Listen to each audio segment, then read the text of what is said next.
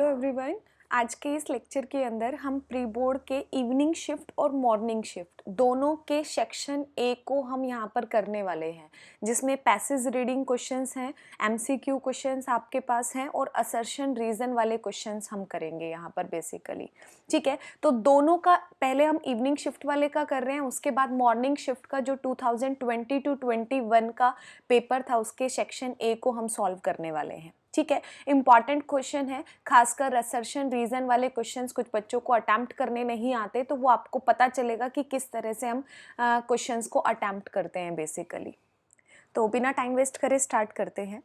देखो, पहला जो क्वेश्चन है आपके पास, इवनिंग शिफ्ट का पहले कर रहे हैं हम लोग। तो देखो, पहले में क्या है, आपसे एक पैसेज दिया हुआ है, पैसेज को ध्यान से देखो। Read the passage given below and answer the following question. आपको पैसेज को रीड करना है, कुछ क्वेश्चंस आपको एमसीक्यू दिए हुए हैं, फिर आपको उसका आंसर बताना है। तो देखो आपके पास क्या कहता है, the ideal version of SN1 mechanism substitutional nucleophilic unimolecular consist of 2 step. ये कहता है SN1 मैकेनिज्म है, 2 स्टेप कंडक्ट करता है। पहले स्टेप में क्या है, RX स्लो स्टेप आपके पास है, जिसको हम रेट डिटरमाइनिंग स्टेप बेसिकली कहते हैं, और यहाँ R पॉजिटिव बन रहा है, इसका मतलब कार्बोकैटायन बन रहा है, प्लस में X नेगेटिव आपके पास बन रहा है। सेकेंड स्टेप में कहता है ये जो मेरे पास कार्बोकैटायन R पॉजिटिव आपके पास बना है, ये क्या करता है, Y के साथ आपके पास रिएक्ट करता है और RY आपके पास प्रोडक्ट बना देता है। नीचे कहता है the first step is the slow ionization of the substrate and is the rate determining step. देखो, हमेशा स्लो स्टेप क्या होता है, रेट डिटरमाइनिंग स्टेप आपके पास होता है। आगे कहता है the second is the rapid reaction between the intermediate carbocation and the nucleophile. ये कह रहा है वाई आपके पास बेसिकली क्या है, यहाँ पर न्यूक्लियोफाइल आपके पास है। ये न्यूक्लियोफाइल क्या कर रहा है, आपके पास इस कार्बोकैटायन के ऊपर अटैक कर रहा है। आगे कहता है the reactive nature of the carbocation can be expressed by it's electrophilic character or the electrophilicity, and a good electrophile was characterized by the having high value of electronegative and low value of chemical hardness. In the SN1 mechanism, ionization of a leaving group is always assisted by the solvent. आगे कहता है basically ये आपके पास passage दिया हुआ था, SN1 आपके पास mechanism है जो बेसिकली आपको आता भी है। ठीक है, अगर आपने ऑर्गेनिक को स्टार्ट भी किया है तो हम general SN1, SN2, E1, E2 mechanism तो पढ़ते ही हैं। आगे देखो क्वेश्चंस है, अगर आपने पैराग्राफ ना भी पढ़ा होता तो भी अगर SN1 आपको आती है तो इजीली आप आंसर कर सकते थे क्वेश्चंस का। पहला क्वेश्चन कहता है विच one is the most reactive towards the SN1 reaction. देखो, SN1 की रिएक्टिविटी बतानी है कि ABCD में से कौन ज्यादा रिएक्टिव है। तो हमारे पास क्या है, SN1 के अंदर हमें पता है कार्बोकैटायन बनता है, इंटरमीडिएट कार्बोकैटायन बनता है, आपने अभी अभी देखा है। और जितना इंटरमीडिएट आपका स्टेबल होता है उतनी ही उसकी रिएक्टिविटी आपके पास बढ़ जाती है। तो इसका मतलब ABCD में से आपको ये देखना था कि अगर मैंने यहाँ से Br हटा दिया तो इस कार्बन पर क्या आ जाएगा, पॉजिटिव चार्ज आपके पास आ जाएगा। ठीक है, ये पॉजिटिव चार्ज, यहाँ पर क्या है, इस कार्बन के ऊपर पॉजिटिव चार्ज है, यहाँ से ये Br हटेगा, इस कार्बन के आपके पास पॉजिटिव चार्ज है, और इधर से ये वाला Br अगर आप हटाओगे तो इसका मतलब यहाँ पर जो आपके पास कार्बोकैटायन है वो आपके पास क्या रहेगा, इस कार्बन पे पॉजिटिव चार्ज रहेगा। तो बस आपको ये देखना था कि तीनों में से, चारों में से आपके पास ज्यादा रिएक्टिव कौन है। रिएक्टिविटी के लिए क्या देखोगे कि कौन सा ज्यादा स्टेबल आपके पास कार्बोकैटायन बन रहा है। जो ज्यादा स्टेबल कार्बोकैटायन होगा वही ज्यादा आपके पास क्या रहेगा, रिएक्टिव रहेगा। अब ज्यादा स्टेबल कार्बोकैटायन कौन होता है, सबसे ज्यादा टर्शरी होता है, टर्शरी के बाद आपके पास सेकेंडरी होता है, और सेकेंडरी के बाद आपके पास क्या होता है, प्राइमरी रहेगा। अब आपको ये चेक करना है कि तीनों में से टर्शरी आपके पास कौन सा है। देखो, डी वाला अगर मैं ध्यान से देखूं, कार्बन के ऊपर एक C6H5 है, एक CH3 है, एक C6H5 है। इसका मतलब ये वाला जो कार्बोकैटायन आपके पास बन रहा है डी के अंदर, ये आपके पास कैसा है, टर्शरी कार्बोकैटायन है, जो कि सबसे ज्यादा स्टेबल होता है। ऊपर देखो, कोई और भी टर्शरी दे रखा है क्या, इधर देखो आपके पास सिर्फ C6H5 है, यहाँ देखो H के ऊपर C6H5 CH3, ये सेकेंडरी आपके पास है। B वाला देखो, ये जो CH है इसमें एक C6H5 है, ये भी C6H5 है, ये भी क्या है, सेकेंडरी है। सिर्फ और सिर्फ D ऑप्शन आपके पास है जो आपके पास टर्शरी है, और आपको पता है टर्शरी कार्बोकैटायन ज़्यादा स्टेबल होता है, इसीलिए इसकी रिएक्टिविटी भी क्या हो जाएगी, ज़्यादा हो जाएगी towards the nucleophilic substitution unimolecular reaction. ठीक है, अगला क्वेश्चन देखो, SN1 reaction of the optically active alkyl halide leads to, ये कहता है SN1 रिएक्शन के अंदर क्या होता है, रिटेंशन होता है, रेसिमाइजेशन होता है, इन्वर्जन ऑफ कॉन्फिगरेशन होता है, या some time retention some time inversion आपके पास होता है। ध्यान से देखो, जब मैंने SN1 देखा है तो मेरे पास क्या बनता है, कार्बोकैटायन आपके पास बनता है। ठीक है, कार्बोकैटायन आपके पास अगर बनता है तो कार्बोकैटायन कैसे स्ट्रक्चर का होता है, ये हमेशा प्लेनर स्ट्रक्चर होता है। कार्बोकैटायन अगर आपके पास बना है, जैसे यहाँ टर्शरी कार्बोकैटायन बना है, तो कार्बोकैटायन के जो स्ट्रक्चर होता है वो आपके पास क्या होता है, प्लेनर स्ट्रक्चर होता है। अगर कोई प्लेनर स्ट्रक्चर है और Y आपके पास कोई न्यूक्लियोफाइल है, तो इसकी मर्जी है कि आपके पास ये अबव द प्लेन से अटैक करना चाहेगा या फिर बिलो द प्लेन से अटैक करना चाहेगा, दोनों के 50% चांस आपके पास रहेंगे। ध्यान से सुनो, कार्बोकैटायन SN1 के अंदर जो आपके पास बनता है, क्योंकि वो ट्राइगोनल प्लेनर ज्योमेट्री का होता है, प्लेनर स्ट्रक्चर आपके पास है, तो न्यूक्लियोफाइल के पास इक्वली प्रोबेबिलिटी आपके पास रहेगी कि वो अबव द प्लेन से भी अटैक कर सकता है, बिलो द प्लेन से भी अटैक कर सकता है। इसका मतलब 50% चांस है अबव द प्लेन बनने के, और 50% चांस आपके पास किसके हैं, आपके पास बिलो द प्लेन बनने के हैं। तो इसका मतलब जब दोनों के 50-50% चांस होते हैं तो इसको हम क्या कहते हैं, बेसिकली रेसेमिक मिक्सचर हम इसको बोलते हैं, और इस प्रोसेस को हम क्या बोलते हैं, रेसेमाइजेशन बोलते हैं। तो आपको डायरेक्ट आंसर करना था SN1 reaction of the optically active alkyl halides leads to racemization because racemic product we achieved. अगला क्वेश्चन देखो, third, Which of the following is correct for the SN1 reaction? अब ABCD में से कौन सी बात सही है SN1 रिएक्शन के अंदर? देखो, पहला कहता है both side attack of nucleophile back side attack possible. सिर्फ अभी हमने देखा है कि अबव द प्लेन से भी कर सकता है, बिलो द प्लेन से भी कर सकता है, मतलब फ्रंट साइड से भी अटैक कर सकता है, बैक साइड से भी अटैक कर सकता है, दोनों की इक्वली प्रोबेबिलिटी है, इसीलिए रेसिमिक मिक्सचर बन रहा है, रेसेमाइजेशन बेसिकली वहां हो रहा है। अब देखो यहाँ पर क्या है, यहाँ पर उसी चीज को स्टेटमेंट में दे दिया, इसने बोला है कौन सा सही है। देखो, both side attack of nucleophile take place, अभी देखा है, फ्रंट और बैक साइड दोनों के दोनों पॉसिबल हैं, इसका मतलब थर्ड का बी आंसर आपके पास करेक्ट होगा। ठीक है, फोर्थ क्वेश्चन देखो, the rate of SN1 reaction for the alkyl halide depends upon, SN1 reaction है आपके पास, यूनिमॉलिक्यूलर रिएक्शन है, किस पे डिपेंड करेगी, बेसिकली आपके पास कंसंट्रेशन पे डिपेंड करती है, न्यूक्लियोफाइल की कंसंट्रेशन पे डिपेंड नहीं करती, किस पे डिपेंड करती है, रिएक्टेंट की कंसंट्रेशन पे डिपेंड करती है। और रिएक्टेंट क्या है आपके पास, एल्काइल हैलाइड आपके पास रिएक्टेंट है, तो आंसर क्या हो जाएगा, फोर्थ का बी हो जाएगा। यहाँ देखो आपके पास, which one is more reactive towards the SN1 reaction. देखो, जब हमने ऊपर वाला SN1 रिएक्शन की बात की थी, वहां पर सभी लिविंग ग्रुप Br थे, तो वहां पर रिएक्टिविटी को हमने डिसाइड किया था कार्बोकैटायन की स्टेबिलिटी पे। लेकिन अगर मैं इस क्वेश्चन की बात करती हूँ, इसमें आपसे रिएक्टिविटी पूछी गई है SN1 रिएक्शन में, लेकिन यहाँ पर क्या है, आपके पास जो लिविंग ग्रुप है वो अलग अलग है, एक में फ्लोरीन है, एक में ब्रोमीन है, एक में क्लोरीन और एक में आयोडीन है, मिथाइल ग्रुप सब में सेम है। तो इसका मतलब अब आप रिएक्टिविटी को किससे डिसाइड करोगे, लिविंग ग्रुप से आप क्या करोगे, डिसाइड करोगे। अब देखो, आपको क्या करना होता है, पहला स्टेप अगर हम बात करें, पहले स्टेप के अंदर अगर हम बात करते हैं तो लिविंग ग्रुप बाहर निकलता है, कार्बोकैटायन बनता है।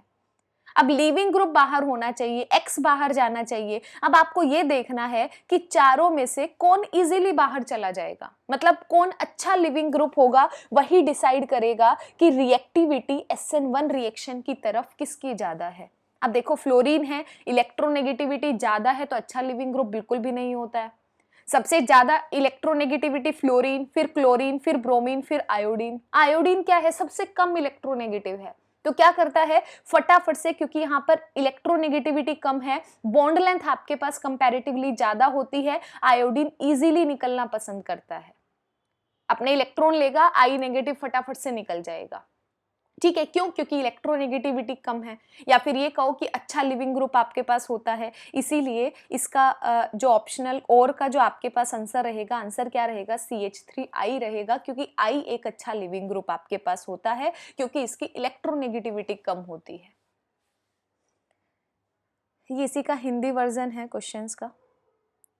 अगला देखो, सेकंड क्वेश्चन क्या है। सेकंड क्वेश्चन असर्शन रीजन वाला क्वेश्चन है। ठीक है, इसमें भी क्या है, सेकंड क्वेश्चन के अंदर आपको read the passage given below, हाँ, आपको पैसेज को पढ़ना है, आंसर द फॉलोइंग क्वेश्चंस, कुछ क्वेश्चंस का आंसर करना है। देखो क्या कहता है, it is usual to refer to pure anhydrous HX compound as the hydrogen halides and their aqueous solution as the hydrohalic acids or the simple halogen acids. The halogen reacts with the hydrogen and form hydrides. Simple सी बात बोल रहा है। आगे main बात क्या कह रहा है, reactivity towards the hydrogen, it decreases down the group. ये कहता है कि आपने जो हाइड्राइड्स लिए हैं, जैसे जैसे आप डाउन द ग्रुप जाओगे, रिएक्टिविटी क्या हो जाएगी, डिक्रीज हो जाएगी। आगे कहता है, industrially HF is made by the heating CaF2 with the strong sulfuric acid. HF को हम कैसे बनाते हैं, CaF2 के अंदर स्ट्रॉन्ग सल्फ्यूरिक एसिड आपने डाला, HF बन जाता है इंडस्ट्रियल मेथड में। ठीक है, while the HCl was made exclusively by the salt cake method in which concentrated sulfuric acid was added to the rock salt. Rock salt में हमने क्या किया है, सल्फ्यूरिक एसिड को, कंसंट्रेटेड सल्फ्यूरिक एसिड को हमने वहां डाल दिया, तब आपके पास क्या है, HCl वहां पर बन जाता है। कहता है आगे, the reaction was performed in 2 stages at different temperature. The stability of these hydrogen halides decreases down the group due to decrease in bond dissociation enthalpy. In this question, a statement of assertion followed by a statement of reason is given. Choose the correct answer out of the following choices. 4 answer है, A, B, C, D, इन्हीं में से आपको answer बताना है कौन सा सही है, कौन सा गलत है। पहला कहता है असर्शन और रीजन है, दोनों सही हैं, और रीजन है वो असर्शन का सही एक्सप्लेनेशन है। अभी बताऊंगी जब हम क्वेश्चन को पढ़ेंगे कि कैसे हम आंसर को चेक करने वाले हैं। सेकंड में कहता है असर्शन और रीजन दोनों सही दिए होंगे, रीजन गलत होगा, करेक्ट एक्सप्लेनेशन गलत होगी। सी ऑप्शन में बता रहा है अगर आपके पास असर्शन ठीक है, रीजन गलत है, तो आपको सी आंसर लिखना है। अगर आपके पास असर्शन गलत है, रीजन आपके पास करेक्ट स्टेटमेंट है, तो आपको क्या करना है, डी आंसर लगाना है। अब चेक करते हैं, जो पहला आपके पास असर्शन रीजन दिया गया है, उसमें इन चारों ऑप्शन में से क्या चीज सेट बैठती है। देखो क्या कहता है, असर्शन ने कहा है HF is more acidic then the HCl। क्या अब सोचो, HF है वो ज्यादा एसिडिक होता है क्या आपके पास HCl से? ये गलत स्टेटमेंट आपके पास है। एसिडिटी है वो HCl की आपके पास क्या होती है, ज्यादा होती है HF के कंपैरिजन में। ठीक है, क्यों? क्योंकि HCl में क्या है, क्लोरीन कम इलेक्ट्रोनेगेटिव है, बॉन्ड आपके पास बॉन्ड डिसोसिएशन एनर्जी क्या रहेगी, इसकी कम रहती है। HCl की बॉन्ड लेंथ क्या हो जाएगी, ज्यादा हो जाएगी। क्यों? क्योंकि क्लोरीन क्या है, कम इलेक्ट्रोनेगेटिव है, तो यहां से प्रोटॉन का निकलना क्या होगा, इजी होगा। और अगर प्रोटॉन इजीली आपके पास निकल जाएगा तो ये अच्छा क्या हो जाएगा, एसिड हो जाएगा। तो पहली स्टेटमेंट तो गलत है। एक चीज कंफर्म हो गई, आपके पास क्या है, असर्शन क्या है, गलत दिया हुआ है। अब देखो ऊपर वालों में से पहले में असर्शन सही था, सेकंड में भी असर्शन आपके पास करेक्ट स्टेटमेंट थी, थर्ड में भी असर्शन आपके पास करेक्ट है। जब भी आपको असर्शन ही गलत लिखा हुआ मिल जाए, आंख बंद करके लगा देना, डी आंसर आपके पास होगा। Assertion is wrong but the reason is correct statement. ठीक है, दोनों गलत नहीं देगा आपको कभी भी, इन चारों में से एक स्टेटमेंट सही बैठेगी। अब रीजन को चेक कर लेते हैं। रीजन क्या कहता है, intermolecular hydrogen bond is present in HF। ये बात बिल्कुल सही है। हम क्या कहते हैं, हाइड्रोजन बॉन्डिंग कहाँ कहाँ प्रेजेंट होती है, हाइड्रोजन बॉन्ड फ्लोरीन के साथ हो या ऑक्सीजन के साथ हो या फिर आपके पास नाइट्रोजन के साथ हो, इन तीनों केस में हाइड्रोजन बॉन्डिंग होती है। क्यों? क्योंकि इनका साइज छोटा होता है, इलेक्ट्रोनेगेटिविटी ज्यादा होती है। तो ये बात बिल्कुल सही है, HF के अंदर हाइड्रोजन बॉन्ड आपके पास एग्जिस्ट करता है। तो एक चीज कंफर्म हो गई, असर्शन है वो गलत दिया गया है और रीजन आपके पास जो स्टेटमेंट लिखी हुई है रीजन की वो बिल्कुल सही लिखी हुई है। तो आंसर देखो कौन सा फिट होता है, डी आंसर आपका फिट होता है। ठीक है, इसमें क्या है, असर्शन गलत है, रीजन आपका सही है, तो फर्स्ट का आपके पास डी आंसर हो जाएगा। ठीक है, इसके बाद देखो आपके पास सेकंड ऑप्शन क्या है, सेकंड आपके पास क्वेश्चन, इसमें कहता है असर्शन में क्या लिखा गया है, boiling point of HI is higher than the HF। ये भी गलत है। हमने देखो मैंने एक चीज आपको बताई थी, अगर कहीं पर हाइड्रोजन बॉन्डिंग है, मुझे पता है HF के अंदर हाइड्रोजन बॉन्डिंग है, अगर कहीं पर हाइड्रोजन बॉन्डिंग है उसका जो बॉइलिंग पॉइंट या मेल्टिंग पॉइंट होगा वो हमेशा ज्यादा होता है।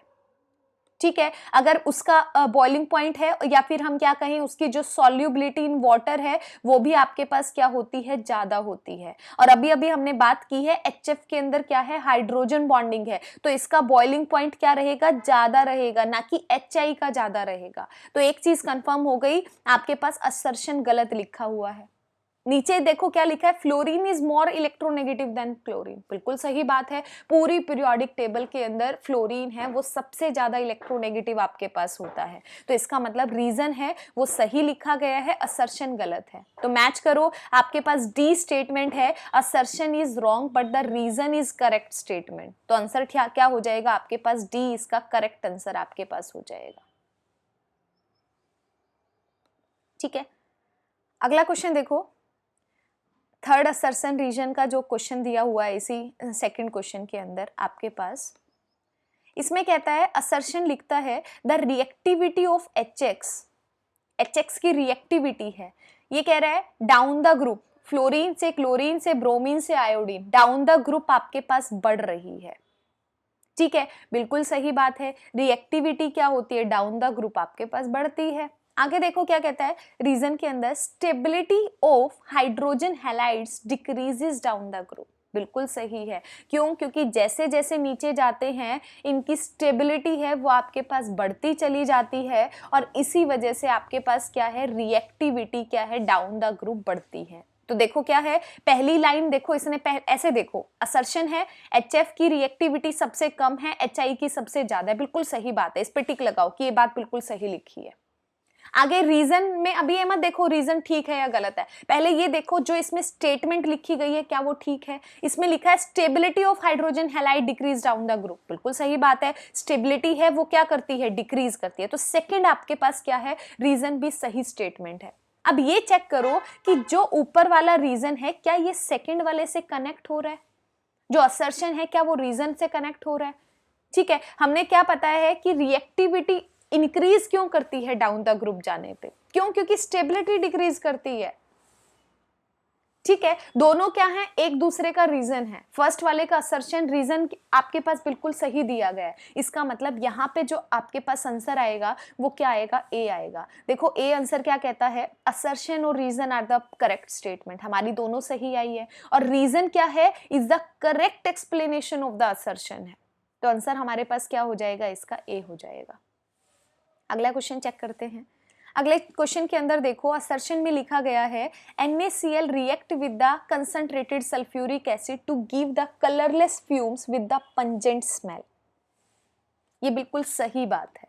ठीक है, यहाँ से एक क्वेश्चन और है जो बेसिकली इसी असर्शन से रिलेटेड होता है और पेपर में कई एग्जाम्स के अंदर पूछा जा चुका है कॉम्पिटिटिव में, वो लाइन भी अभी मैं आपको बताऊंगी। ठीक है, वो भी CBSE में आने के चांस हैं आगे। रीजन में देखो क्या लिखा है, salt cake method take place at the constant temperature. ये लाइन बिल्कुल गलत है। ठीक है, ठीक है, आपने इसके अंदर मिलाया है HCl आपके पास, हमने HCl की प्रिपरेशन बेसिकली ऊपर पढ़ी थी। हमने यहाँ पे क्या पढ़ा था, HCl की प्रिपरेशन हमने पढ़ी थी कि हम कंसंट्रेटेड इसमें डालते हैं रॉक सॉल्ट के अंदर, तो जनरली आपके पास HCl है वो आपके पास बन जाता है। यहाँ पर हम क्या पढ़ रहे हैं, हमने यहाँ पे देखो क्या लिखा गया है, the cake salt method take place at the constant temperature. ये गलत स्टेटमेंट आपके पास है, रीजन है वो गलत लिखा गया है। ठीक है, अब देखो आगे, असर्शन देखो मैंने क्या बताया है, असर्शन बिल्कुल सही है। क्यों? क्योंकि NaCl के अंदर जब मैं H2SO4 डालती हूँ तो आपके पास क्या है, HCl बनता है और उसकी कैसी स्मेल होती है, पंजेंट स्मेल आपके पास होता है, कलरलेस फ्यूम्स वहां पर बेसिकली निकलती हैं। तो पहला आपके पास असर्शन गलत है, लेकिन ये जो केक सॉल्ट मेथड है, कांस्टेंट टेम्परेचर आपने इसने मेंशन किया हुआ है, ये आपके पास क्या है, गलत है।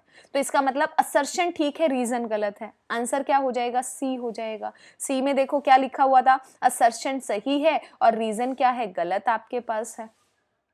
ठीक है, तो इसका जो आंसर है फोर्थ का, वो आपके पास सी हो जाएगा। और वाले का आंसर चेक करते हैं। HBr, अच्छा एक क्वेश्चन मैं बता रही थी आपको यहाँ पे कि जो मेरे पास यहाँ से क्वेश्चन दूसरा पूछा गया है स्टेटमेंट में, ध्यान से देखना। जब NaCl H2SO4 के साथ रिएक्ट करता है तो कलरलेस फ्यूम्स निकलती हैं विद पंजेंट स्मेल निकलती हैं। और जब NaCl आपका किसके साथ रिएक्ट करता है, मैग्नीज ऑक्साइड के साथ रिएक्ट आपके पास करता है, तो वहां पर जो फ्यूम्स आपके पास होती हैं वो फ्यूम्स कैसी हो जाती हैं, ग्रीनिश कलर की आपके पास हो जाती हैं, ग्रीनिश येलो कलर की आपको दिखाई देती हैं।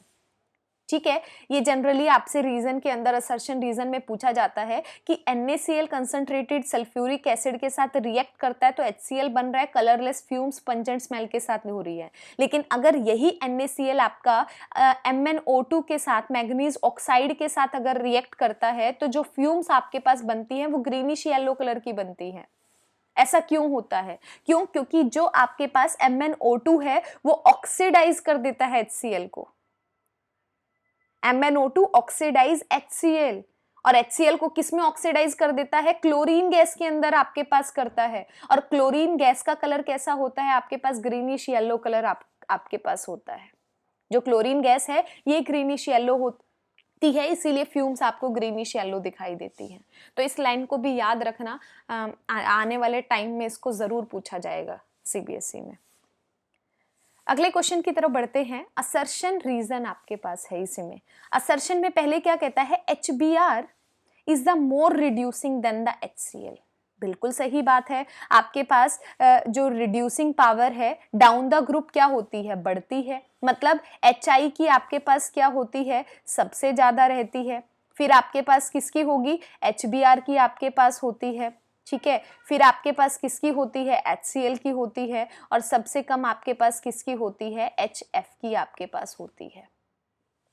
ठीक है, तो सही लिखा है, HBr ज्यादा रिड्यूसिंग होता है Cl से, मतलब असर्शन सही लिखा गया है। इस पे टिक कर लो सबसे पहले। आगे देखो क्या कहता है, bond dissociation energy of HBr is high. देखो अगर बॉन्ड डिसोसिएशन एनर्जी HBr की ज्यादा होगी HCl से, ऐसे कैसे पॉसिबल है? अभी तो मैंने बताया कि ब्रोमीन आपके पास क्या है, इलेक्ट्रोनेगेटिव कम है, H इजीली निकल जाता है बाहर से। और अगर H इजीली निकलेगा तो बॉन्ड डिसोसिएशन एंथैल्पी ज्यादा थोड़ा ना होगी, उसकी बॉन्ड लेंथ ज्यादा है तो इसकी बॉन्ड डिसोसिएशन एनर्जी कम होती है, आपके पास लो होती है। ठीक है, तो इसका मतलब रीजन आपको क्या दे रखा है, गलत दे रखा है। और अगर असर्शन ठीक है, रीजन आपके पास गलत है, तो सही आंसर क्या हो जाएगा, सी से आपके पास बेसिकली ये मैच करेगा। ठीक है, आई होप आपको असर्शन रीजन को करना आया। देखो दो ही तरीके हैं, असर्शन की स्टेटमेंट को पढ़ो, उस पे सही या गलत लिख लो, क्या वो सही लिखा है या गलत लिखा है। रीजन है, उसमें स्टेटमेंट क्या लिखी है, सही स्टेटमेंट है या गलत स्टेटमेंट है, ये देखो। अगर दोनों सही हैं तो देखो कि दोनों एक दूसरे का रीजन क्या, उसका रीजन है एक्चुअल में या नहीं है, तब आपके पास A और B बनता है। और अगर दोनों में से एक आपके पास गलत हो जाती है तो इजी हो जाता है आंसर, C और D में से आप फटाफट से लगा दोगे। अगला क्वेश्चन देखो, थर्ड आपसे पूछता है the oxidation state of cobalt in, cobalt EN ethylene diamine basically ligand है, ट्वाइस दिया है, Cl2 दिया है, Cl दिया है। देखो यहाँ पर Cl एक है तो हम क्या कह सकते हैं, ये भी 1 है, तो इसका मतलब इस जो ब्रैकेट के ऊपर क्या रहेगा, पॉजिटिव चार्ज रहेगा, Cl के ऊपर नेगेटिव चार्ज है।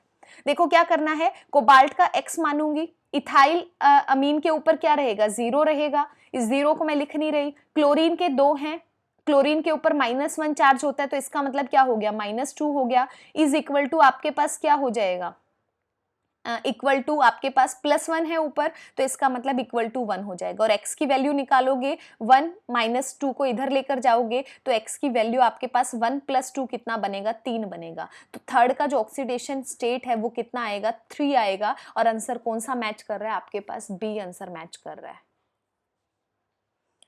अगला देखो आपके पास फोर्थ क्वेश्चन के अंदर क्या दिया गया है। फोर्थ में पूछता है at the high concentration of soap in water soap behave as. देखो बस आपको ये पहचानना था कि कोलॉइड की 4 टाइप लिखी हैं, molecular colloid, associated colloid, lyophilic colloid और मल्टी मॉलिक्यूलर कोलॉइड। जो सॉप है कौन सा कोलॉइड बेसिकली होता है, सॉप कैसा होता है, एसोसिएटेड कोलॉइड का एग्जांपल है, बहुत इंपॉर्टेंट है। सॉप डिटर्जेंट है, एसोसिएटेड कोलॉइड्स के एग्जांपल्स हैं जहां पर हम माइसल्स की बात भी करते हैं। ठीक है, तो इसका आंसर क्या था, सी आपके पास आंसर था। क्वेश्चन नंबर कौन सा है, क्वेश्चन नंबर 4 का सी आंसर आपके पास है। और वाला पार्ट देखो आपके पास, ये क्वेश्चन देखो 1 नंबर में पक्का आना ही आना है, आंख बंद करके। कोलॉइड है आपके पास, एग्जाम्पल किसका है किसका नहीं है, 1 नंबर में क्वेश्चन श्योर है पेपर में, गारंटेड। ठीक है, तो इनको पढ़ जरूर लेना। विच of the following is aerosol. Aerosol का मतलब देखो आपके पास क्या होता है, एरोसोल हम किसको बोलते हैं, सॉलिड इन गैस को बोलते हैं। ठीक है, एरोसोल क्या है, जिसमें डिस्पर्स फेज सॉलिड हो और गैस आपके पास क्या हो, डिस्पर्जन मीडियम हो। तो इसका मतलब हम सॉलिड इन गैस की बात यहां पर करेंगे। अब सॉलिड इन गैस किसमें है, स्मोक। स्मोक किसका एग्जाम्पल है, सॉलिड इन गैस का एग्जाम्पल है। तो इसका मतलब स्मोक क्या हो जाएगा आपके पास, एरोसोल हो जाएगा। अगले भी पढ़ लो, ये भी कई बार पेपर में पूछे जाते हैं। देखो स्मोक सॉलिड इन गैस का एग्जाम्पल है। ठीक है, और या फिर डस्ट आप कहो, डस्ट भी क्या है, एरोसोल ही आपके पास होता है बेसिकली। बटर देखो, बटर किसका एग्जाम्पल है, जेल का एग्जाम्पल आपके पास होता है। किसमें, लिक्विड इन सॉलिड की बात करते हैं, लिक्विड इन आपके पास सॉलिड, जिसमें डिस्पर्स फेज है लिक्विड होता है और डिस्पर्स मीडियम आपके पास क्या होता है, सॉलिड होता है। मिल्क आपके पास बहुत इंपॉर्टेंट है, मिल्क बहुत बार 1 मार्क के अंदर क्वेश्चन पूछा गया। मिल्क किसका एग्जाम्पल है आपके पास, लिक्विड इन लिक्विड का एग्जाम्पल है, लिक्विड इन लिक्विड का एग्जाम्पल आपके पास है। और लिक्विड इन लिक्विड को हम क्या बोलते हैं, अमल्शन बोलते हैं। ठीक है, बटर जेल में हो जाएगा, मिल्क आपके पास किस में हो जाएगा, आपके पास इमल्शंस में हो जाएगा। इस बार आपका 2020-21 सेशन जो आपके पास है, इसमें इमल्शंस हैं वो हट गए हैं, लेकिन ये जो आपके पास हम डिविजन्स करते हैं, क्लासिफिकेशन करते हैं, यहाँ पर इसका एग्जाम्पल बहुत इंपॉर्टेंट है। बेशक से इमल्शन पार्ट पूरा हट गया हो, लेकिन ये एग्जाम्पल है कि ये किस कोलॉइड के अंदर आपके पास आता है, ये बहुत इंपॉर्टेंट है, इसको जरूर पढ़ लेना। मिल्क आपके पास है, लिक्विड इन लिक्विड, मतलब उसे हम क्या कहते हैं, इमल्शन कहते हैं। क्वेश्चन नंबर 5 देखते हैं। देखो क्वेश्चन नंबर 5 में पूछा गया है which of the following is the colligative property. Vapour pressure, boiling, देखो vapour pressure boiling point colligative property नहीं है। क्या होता है बॉइलिंग पॉइंट, कॉलिगेटिव प्रॉपर्टी क्या है, एलिवेशन इन बॉइलिंग पॉइंट, वो कॉलिगेटिव प्रॉपर्टी है। डिप्रेशन इन फ्रीजिंग पॉइंट, ये कॉलिगेटिव प्रॉपर्टी आपके पास है। Relative lowering of vapour pressure, relative lowering of vapour pressure आपके पास ये कॉलिगेटिव प्रॉपर्टी है, लेकिन simple vapour pressure colligative property नहीं है। ऑस्मोसिस है, ये एक प्रोसेस है, लेकिन कॉलिगेटिव प्रॉपर्टी नहीं है। लेकिन ऑस्मोटिक प्रेशर है, ये कॉलिगेटिव प्रॉपर्टी। 4 कॉलिगेटिव प्रॉपर्टी पढ़ते हैं हम सॉल्यूशन चैप्टर में, relative lowering in vapour pressure, elevation in boiling point, depression in freezing point और ऑस्मोटिक प्रेशर। तो इसका सही आंसर क्या हो जाएगा, आपके पास डी हो जाएगा। ओ पार्ट में देखो आपके पास क्या कहता है 5th क्वेश्चन में, which of the solution possess highest freezing point.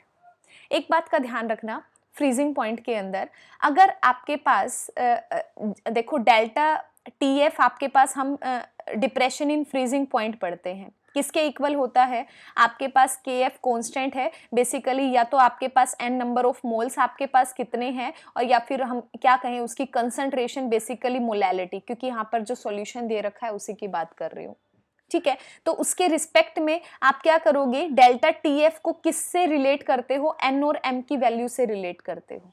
यहाँ देखो यूरिया सॉल्यूशन है, यूरिया का एक पर्टिकुलर आपके पास दे रखा है, आयनाइज फॉर्म में नहीं दे रखा, ग्लूकोज आपके पास है, तो यहाँ पर n की वैल्यू यूरिया के लिए भी 1 हो जाएगी और ग्लूकोज के लिए भी आप क्या लिखोगे, 1 लिखोगे। तो इसका मतलब डेल्टा TF है, उसका रिलेशन सिर्फ आपके पास क्या रहेगा, कंसंट्रेशन से रहेगा। आप क्या कहोगे, मोलैलिटी मतलब जो कंसंट्रेशन बेसिकली आपके पास है वो जितनी ज्यादा होगी डेल्टा TF की वैल्यू उतनी ज्यादा होगी। और डेल्टा TF क्या है, डिप्रेशन इन फ्रीजिंग पॉइंट है, जिसकी वैल्यू ज्यादा आपके पास होगी वहां पर फ्रीजिंग पॉइंट आपके पास क्या हो जाएगा, इसके रिस्पेक्ट में फ्रीजिंग पॉइंट क्या हो जाएगा, आपके पास कम हो जाएगा। फ्रीजिंग पॉइंट आपके पास क्या हो जाएगा, कम हो जाएगा। तो आपको पहले ये देखना है कि जहां पर मोलैलिटी कंसंट्रेशन ज्यादा होगी डेल्टा TF ज्यादा होगा, डेल्टा TF ज्यादा होगा इसका मतलब फ्रीजिंग पॉइंट कम होगा। हम डायरेक्ट कह सकते हैं कंसंट्रेशन ज्यादा तो फ्रीजिंग पॉइंट कम, और कंसंट्रेशन कम तो फ्रीजिंग पॉइंट ज्यादा। आपसे ज्यादा का पूछा है तो देखो सबसे कम कंसंट्रेशन का है, ये 0.01, 0.02, 0.03, ये 0.01 है, तो इसका मतलब आपके पास सही आंसर क्या हो जाएगा, बी हो जाएगा। बहुत इंपॉर्टेंट है, इस क्वेश्चन को पलट एक तरह से बदल के भी दे सकता है, ये भी ध्यान से सुनना मेरी बात। ये क्वेश्चन इस तरह से भी आ सकता था, मान लिया आपको NaCl दे दिया और NaCl की आपके पास कंसंट्रेशन है मान लिया 2 दे दी, 2 मोलर दे दिया, ठीक है। अब देखो NaCl है, कितने आयंस में ब्रेक होता है, Na पॉजिटिव Cl में होता है, तो मैं क्या करूंगी, जितनी कंसंट्रेशन है मल्टीप्लाई n की वैल्यू मतलब यहाँ पर नंबर ऑफ आयंस है वो कितने हो जाएंगे, 2, तो यहाँ पर कितना आएगा, 4 आएगा। और इसी का रीजन अगर मैंने किसके साथ दे दिया, मान लिया AlCl3 के साथ दे दिया। अब देखो AlCl3 के अंदर जो आपके पास एल्यूमिनियम है वो 3 पॉजिटिव आपके पास है और Cl क्या है, माइनस आपके पास है, तो ओवरऑल आपके पास 3 और 1 4 आपके पास बनेगा। पॉजिटिव नेगेटिव से मतलब नहीं है, 1 और 1 से मतलब है। Al3 पॉजिटिव है, Cl नेगेटिव है, 3 और 1 4 हो गया। तो मान लिया इसकी कंसंट्रेशन आपको कितनी दे रखी थी, ये आपके पास मोलैलिटी है, ये आपके पास नंबर ऑफ आयंस आपके पास रहेंगे, ठीक है, या चार्ज आप कह लो, जैसे भी आप कहना चाहो। AlCl3 आपके पास है, यहाँ पर देखो आपके पास मान लिया मैंने मोलैरिटी इसकी है वो आपके पास 1 दे रखी थी। अब यहाँ देखो 3 और 1 4, 4 के अंदर हुआ है तो 1 मल्टीप्लाई क्या हो जाएगा आपके पास, यहाँ पर 1 मल्टीप्लाई आपके पास कितना हो जाएगा, 4 आपके पास हो जाएगा। तो देखो आंसर देखो आपके पास NaCl के अंदर 2 दूनी 4 आपके पास है। अच्छा यहाँ 2 करो ताकि तभी वेरिएशन आएगा ना, वरना इक्वल हो जाएगा। इसकी भी 2 मोलैरिटी, इसकी भी 2 मोलैरिटी, लेकिन आपके पास यहाँ 4 आया, 2 दूनी 4, यहाँ 2 दूनी 4 दूनी आपके पास 8 आया है। तो बेसिकली क्या है कि आपके पास सबसे ज्यादा वैल्यू किस में आई है, 8 में आई है, मतलब डेल्टा TF है वो ज्यादा है, और डेल्टा TF आपके पास ज्यादा है तो आपके पास फ्रीजिंग पॉइंट किसका कम हो जाएगा, आपके पास AlCl3 का कम हो जाएगा। तो 2 तरह से क्वेश्चन है, यहाँ n वैल्यू कम है तो हम सीधा कंसंट्रेशन पे डिपेंड कर रहे हैं, और अगर आपको आयनिक कोई कंपाउंड दे देता है तो वहां पर आपको मोलैरिटी मल्टीप्लाई उसके ये देखोगे कितना चार्ज है, 1 + 1 है, 3 इस पे है, 1 इस पे है, तो टोटल 4 हो गया। मल्टीप्लाई करके जो वैल्यू आएगी वो डेल्टा TF को रिप्रेजेंट करेगी। इस बात को ध्यान में रख लेना, ये क्वेश्चन एक्सपेक्टेड है कि CBSE में जल्दी से जल्दी पूछा जा सकता है। अगला क्वेश्चन देखो 6th आपके पास MCQ, among the fluorides one that does not exist. आपको बताना है कौन सा फ्लोराइड एग्जिस्ट नहीं करता। देखो XeF4 आपने ग्रुप 18 के अंदर पढ़ा है, ये तो करता है, स्ट्रक्चर भी हमने इसकी स्ट्रक्चर की बात की है। SF6 है, इसके बारे में भी क्वेश्चन P ब्लॉक से पूछे जाते हैं। XeF6 है, इसका भी स्ट्रक्चर पेपर में पूछा जाता है। तो अगर पूछा जा रहा है तो क्योंकि वो मॉलिक्यूल एग्जिस्ट कर रहा है तभी तो इससे पूछा जा रहा है क्वेश्चन आपसे। लेकिन यहाँ देखो HeF2, ये आपने कभी नहीं पढ़ा होगा HeF2, क्यों, क्योंकि एग्जिस्ट ही नहीं करता। तो बहुत सिंपल सा आंसर था यहाँ पे, 6th का क्या आंसर था, C था। बस आपको पहचानना था कि कौन सा आपने नहीं पढ़ रखा। जो पढ़ा हुआ है इसका मतलब डेफिनेटली वो फ्लोराइड तो एग्जिस्ट कर ही रहा है आपके पास। 7th क्वेश्चन देखो, in the protein molecule various amino acid are linked together by. देखो आपके पास प्रोटीन के अंदर अमीनो एसिड हैं, वो किससे लिंक्ड होते हैं, पेप्टाइड बॉन्ड से होते हैं। ये 1 मार्क में बहुत इंपॉर्टेंट क्वेश्चन है। यहाँ पर 3-4 बॉन्डिंग हम पढ़ते हैं बायोमोलिक्यूल्स के अंदर और वो बहुत इंपॉर्टेंट है, उनमें से एक तो पूछी जाती है। प्रोटीन मॉलिक्यूल में याद रखना various amino acids are linked by the peptide bond, तो इसका आंसर क्या हो जाएगा, डी हो जाएगा। अगला क्वेश्चन देखो, इजी है, हम 9th-10th में भी पढ़ते हैं। विच of the following basis is not present in DNA? DNA में कौन सा बेस प्रेजेंट नहीं होता? यूरेसिल नहीं होता। साइटोसिन भी होता है, एडोनिन भी होता है, थाइमिन भी होता है, लेकिन यूरेसिल नहीं होता। तो आपके पास नहीं पूछा था, is not present in DNA, तो इसका सही आंसर क्या था? सी आपके पास सही आंसर था। ठीक है, 8th क्वेश्चन की तरफ बढ़ते हैं। 8th क्वेश्चन देखो क्या कहता है, the synthesis of alkyl iodide is the best accomplished by the Schwarz reaction, Wurtz reaction, Sandmeyer reaction, Finkelstein reaction। देखो एल्काइल आपके पास आयोडाइड, हम क्या पढ़ते हैं, एल्काइल हैलाइड अगर मेरे पास है, एल्काइल हैलाइड मेरे पास है आपके पास, आपने क्या लिया है, RX आपने ले लिया। RX की रिएक्शन अगर हम किसके साथ कराते हैं, NaI के साथ अगर हम करा दें, ठीक है, और इसमें क्या डाल दे, इसमें हम ड्राई एसीटोन अगर हम डाल देते हैं तो इसमें आपके पास क्या बनता है, RI आपके पास बन जाता है, मतलब एल्काइल आयोडाइड आपके पास बन जाता है। और ये रिएक्शन कौन सी होती है, NaI प्लस में ड्राई एसीटोन को डालने की रिएक्शन कौन सी है, फिनकिल्स्टीन है। और यहाँ पर आपके पास ये किसके लिए होती है, एल्काइल आयोडाइड की प्रिपरेशन के लिए ही होती है। ठीक है, तो यहाँ पर आपके पास सही आंसर क्या हो जाएगा, डी आपके पास हो जाएगा। 9th क्वेश्चन देखो आपके पास, which of the following defects increase the density? ये मैंने आपको उसमें भी कराया था, ये 2 मार्क के क्वेश्चंस में पूछा गया है मॉर्निंग शिफ्ट वाले प्री बोर्ड में। वहाँ मैंने बताया भी था आपके पास डेंसिटी को इंक्रीज कौन सा डिफेक्ट करता है, इंटरस्टिशियल करता है। फ्रैंकल वाले पे कोई इफेक्ट नहीं पड़ता, शॉर्टकी वाला क्या करता है, डेंसिटी को कम करता है, और बढ़ाता कौन है, इंटरस्टिशियल डिफेक्ट बढ़ाता है। बहुत इंपॉर्टेंट है तीनों का डेंसिटी के साथ रिलेशन। तो इसका आंसर क्या हो गया था आपके पास, डी।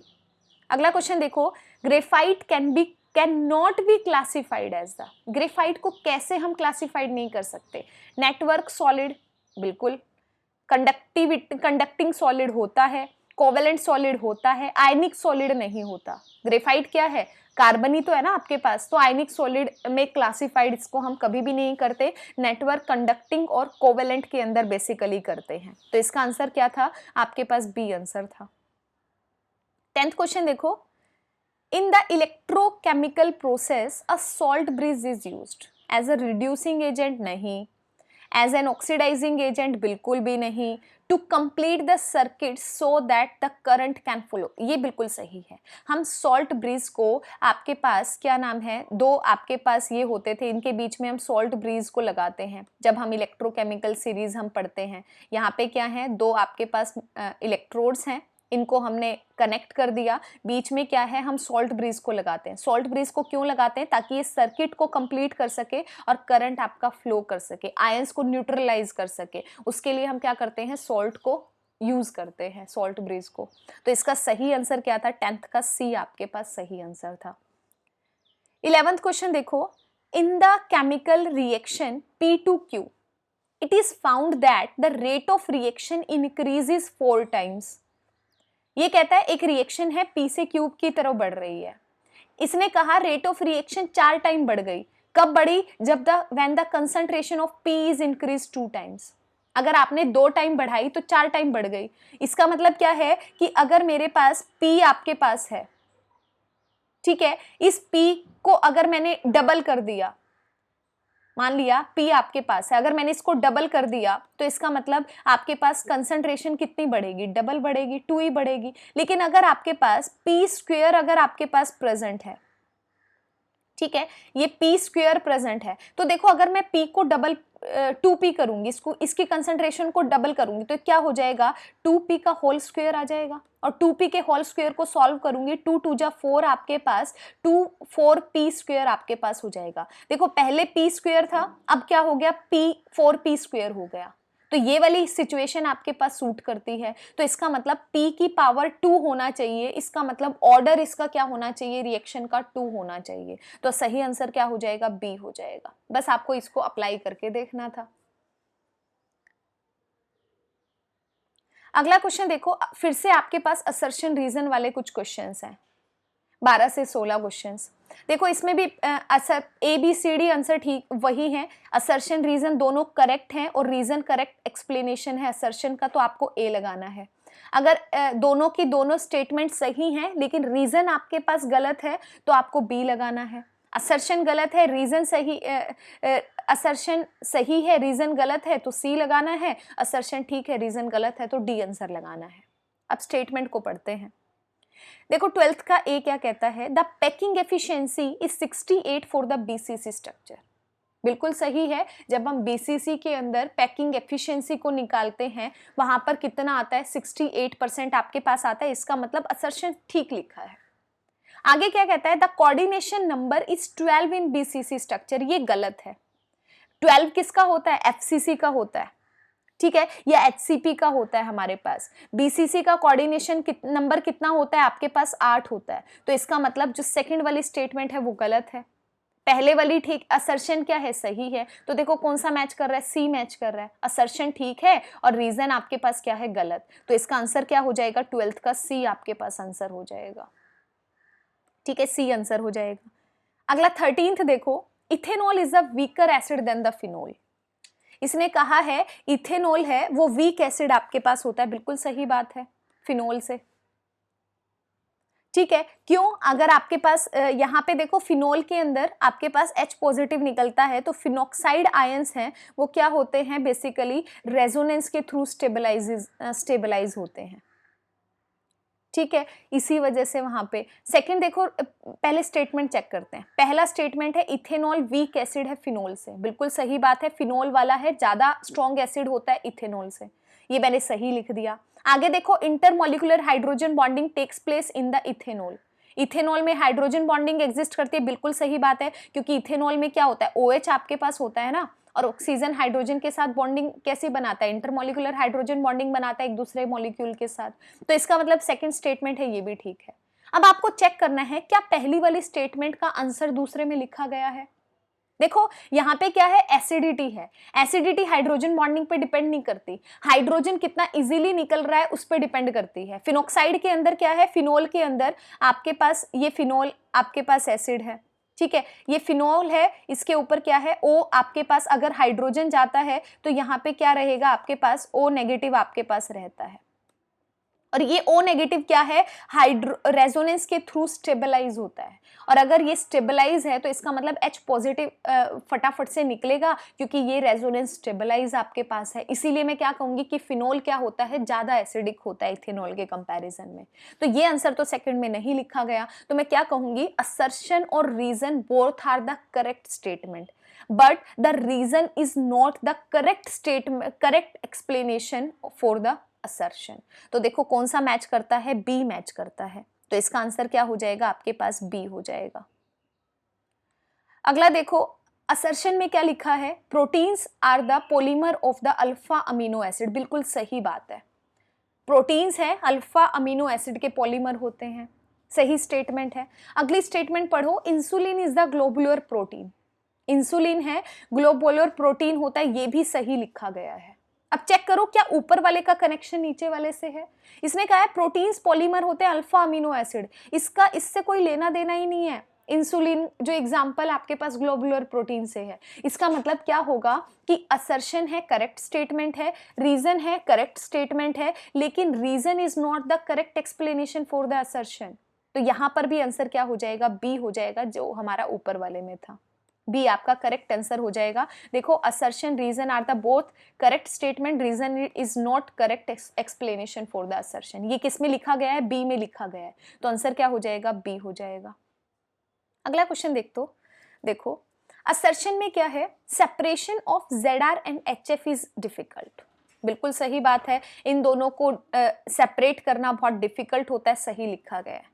रीजन में लिखा है both are gaseous in nature. नहीं, दोनों गैसियस नेचर के नहीं होते, ये गलत बात है, ठीक है। तो इसका मतलब असर्शन सही है और रीजन क्या है, गलत स्टेटमेंट है, ठीक है। तो इसका मतलब आंसर क्या हो जाएगा, सी हो जाएगा। सी देखो दोबारा से, सी अगर ध्यान से देखोगे, सी के अंदर क्या है, असर्शन ठीक है, रीजन आपके पास कैसा है, रॉन्ग स्टेटमेंट है। और क्यों होता है सेपरेशन, मुश्किल क्यों होती है, क्योंकि साइज ऑलमोस्ट क्या होता है, इनका सेम होता है, ठीक है। तो आंसर बेसिकली यहाँ पे सी होगा। अगला क्वेश्चन देखो, zinc is soft in nature, बिल्कुल सही बात है, जिंक है सॉफ्ट नेचर का आपके पास होता है। आगे लिखता है zinc shows the variable oxidation state, ये गलत लिखता है। बाकी के डी ऑर्बिटल्स हैं वो वेरिएबल ऑक्सीडेशन स्टेट को शो करते हैं, लेकिन जिंक कैडमियम मरकरी नहीं करता। क्यों? क्योंकि जिंक आपके पास क्या होता है, D10 इलेक्ट्रॉनिक कॉन्फ़िगरेशन D10S2 आपके पास होती है। ठीक है, इसका मतलब क्या है, फुली फिल्ड इलेक्ट्रॉनिक कॉन्फ़िगरेशन है, अनपेयर्ड इलेक्ट्रॉन प्रेजेंट नहीं है, तो वेरिएबल ऑक्सीडेशन स्टेट तो कभी शो ही नहीं करता ये। तो इसका मतलब असर्शन सही लिखा गया है, रीजन गलत लिखा गया है। फिर से आंसर क्या हो जाएगा, सी हो जाएगा। ठीक है, सी इसका आंसर हो जाएगा। Assertion is the correct statement but reason is not the correct statement. 16th देखो, ए सेक्शन का इवनिंग शिफ्ट का लास्ट क्वेश्चन है ए सेक्शन से। असर्शन कहता है order of the reaction can be zero and fractional, ये बात बिल्कुल सही है। ऑर्डर है वो जीरो भी हो सकता है, फ्रैक्शनल भी हो सकता है। अगला देखो रीजन में क्या लिखता है, order of the reaction is determined theoretically, ये बिल्कुल गलत है। ऑर्डर को कैसे, मोलिकुलैरिटी को हम थियोरेटिकली कैलकुलेट कर सकते हैं, डिटरमाइन कर सकते हैं, लेकिन ऑर्डर को हम हमेशा कैसे करते हैं, एक्सपेरिमेंटली हम उसको कैलकुलेट कर सकते हैं। ठीक है, थियोरेटिकली उसकी वैल्यू को हम नहीं निकाल सकते। तो इसका मतलब असर्शन तो सही लिखा गया है लेकिन रीजन गलत लिखा गया है, तो ये भी क्या होगा, सी आपके पास आंसर को सही कर देगा। तो ये इवनिंग शिफ्ट का आपके पास पेपर था। इवनिंग शिफ्ट के अंदर ए सेक्शन को हमने कवर कर लिया है। इसके बाद बी सी डी को हम अगले लेक्चर में पढ़ेंगे। मॉर्निंग शिफ्ट का पेपर हमारा पूरा हो जाएगा आज, क्यों? क्योंकि अब हम मॉर्निंग शिफ्ट के पेपर की तरफ बढ़ रहे हैं। ठीक है, तो आई होप आपको समझ में आया हो। कोई भी अगर इवनिंग शिफ्ट वाले में से या मॉर्निंग शिफ्ट वाले में से कोई भी डाउट है तो मुझसे पूछ लेना। अब मॉर्निंग शिफ्ट की तरफ बढ़ते हैं।